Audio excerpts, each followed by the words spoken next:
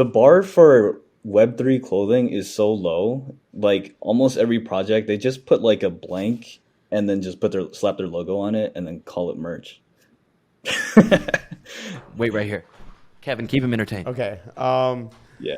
All right. Now that Champ's gone, so how about an Ether White? I'm just kidding. No, but dude, it's Champ, no way, bro. That is some quality merch if I've ever seen it.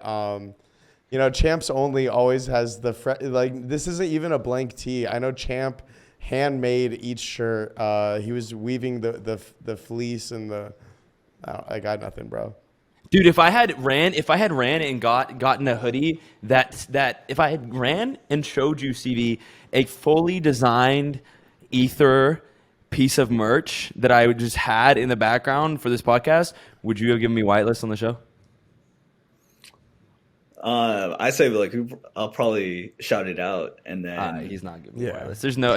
There's all right, boys. There's no fucking chance. Anyway, moving on. Can we talk about FUD? Yeah, that's Okay. what I was actually All going right, to ask. cool. Yeah, because like if you don't want to give us the alpha, it's all good. It's all good. We'll just give you the smoke. All right. So, mint price. I've been enjoying just from obviously not a founder's perspective, not a team member of any project's perspective. It's always like kind of entertaining to me. I'm not gonna lie, no offense. When projects do get fudded, because like I feel like that's like the time to like really see like how strong the community is and like how serious like the team is to building and like how they're gonna refute the FUD and things like that. So like I remember when you guys announced your mint price, I believe it's 1 ETH, correct?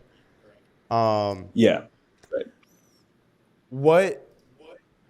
Because like I'm just gonna ask, like I'm gonna just be like devil's advocate here and play both sides and stuff. So like if I was a person and I'm just like, what possibly would you guys need like 1 ETH for? Like what would the simple answer be?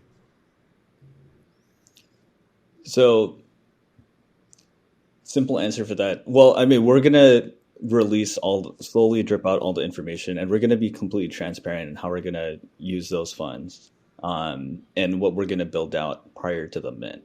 So of course, like we're not gonna release every single thing because there still needs to be an element of,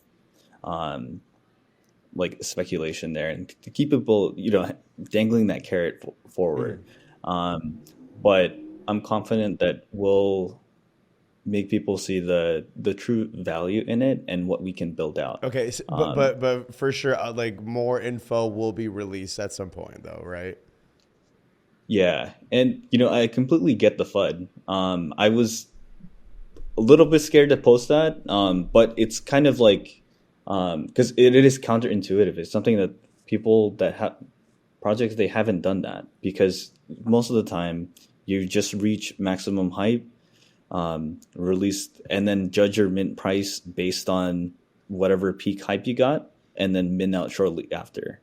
So the approach that we wanted to do was we wanted to be honest and transparent about that months before we actually mint out. So that way people can decide if it's truly worth it. And we can prove to everybody that we deserve, like it's going to be worth it, and that they'll make money off of it. Make money off of it. So, what would you say that one of the core objectives? Because I was talking about this we were talking about this with 9gag CEO a few days ago, right? We had him on the show, and I was talking about him about the fact that, in my opinion, the best founders are the ones who don't sort of tiptoe around what people actually want, right? And don't sort of virtual signal their way around what people actually want, which is number go up, and give me cool stuff constantly, right? So the question I would ask, I suppose, is like, how much thought are you putting into right now designing mechanisms to keep the holders sort of entertained, enthused, and have that sort of steady grind upwards after the Ether mint? So that's actually, for me, to be honest, I'm more excited about what we have post mint than pre mint. So we actually have the next,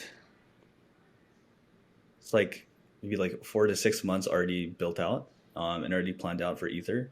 And there's a lot of, I'm just gonna say, like, there's a lot of ways that um, smart contracts can be used that hasn't been used before, to keep people interested and to reward people for certain actions. So there's very interesting mechanics that you can play around with. Interesting. I love to hear that though, because like when you could always tell when people are just like rushing to fucking figure some shit out versus like when people have like just like that like a mechanism in place pre-mint for the post-mint of like constantly having that carrot dangling in front of you. Like I think the best case scenario I've seen of that recently has been on the Solana side actually with Clanosaurs. I don't know if either of you have like seen what they've done, but it's like, dude, like the way that they like pre-mint, they like drop like, you know, like a limited 222 supply of like sardine cans to people in Lisbon. And then they like minted. And then as soon as they minted, they like did a snapshot.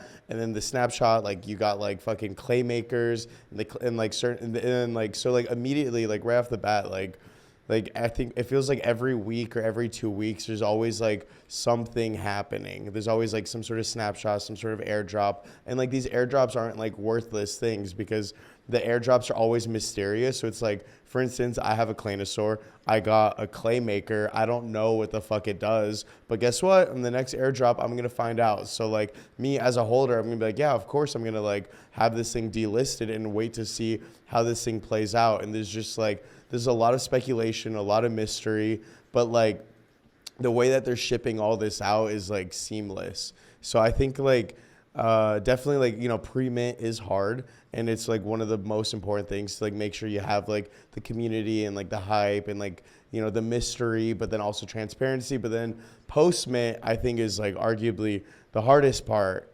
but also like the most fun part because that's when you get to be like the most creative with like what you guys are going to do. So I'm excited to see like what your plans are. And I'm excited to see, you know, like what the information is that you guys are going to share about like the financials of things.